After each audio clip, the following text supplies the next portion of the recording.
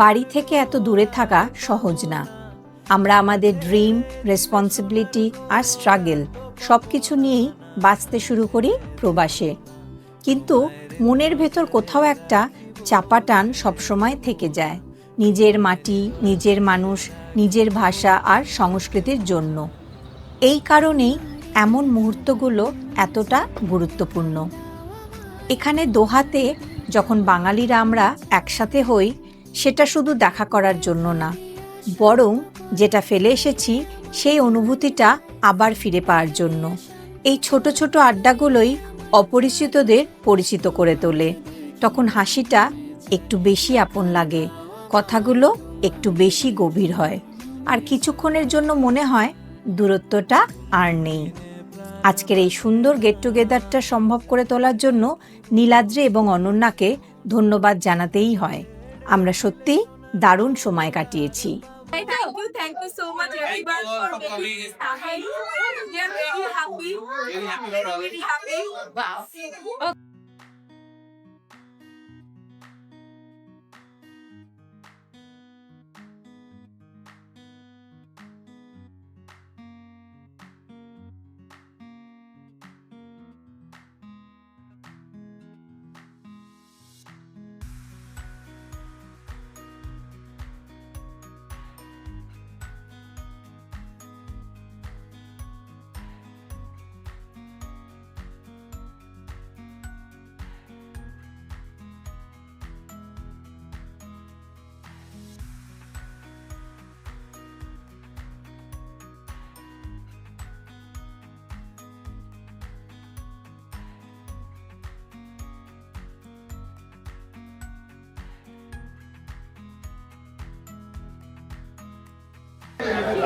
হ্যাঁ ঠিক আছে।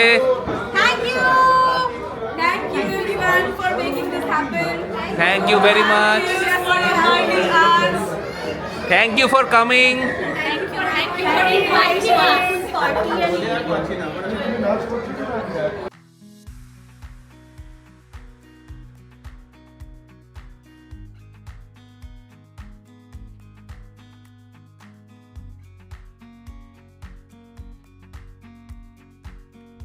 ক্যান্টিনে কিছু বলো, say something at least.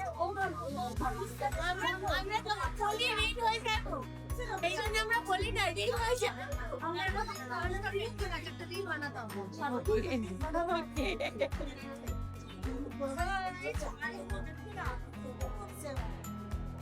Thank you madam, thank you so much.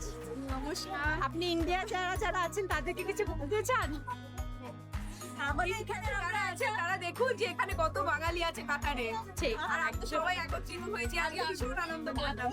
সুন্দর যে ব্লগার আছে, যে ব্লগ করছে, না না না, আমাদের great host, thank you so much.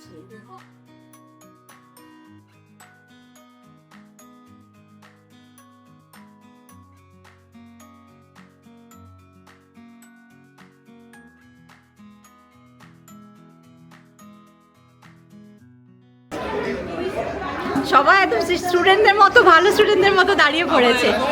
Thank you Niladri for such a great party, তাই তো? একদম। কেউ কিছু একদম একদম। যারা ইন্ডিয়াতে আছে কিছু বলতে চান কেউ?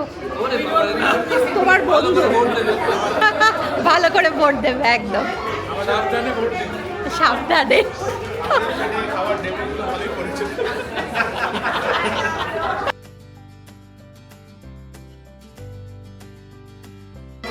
রান্না খুব ভালো হয়েছিল।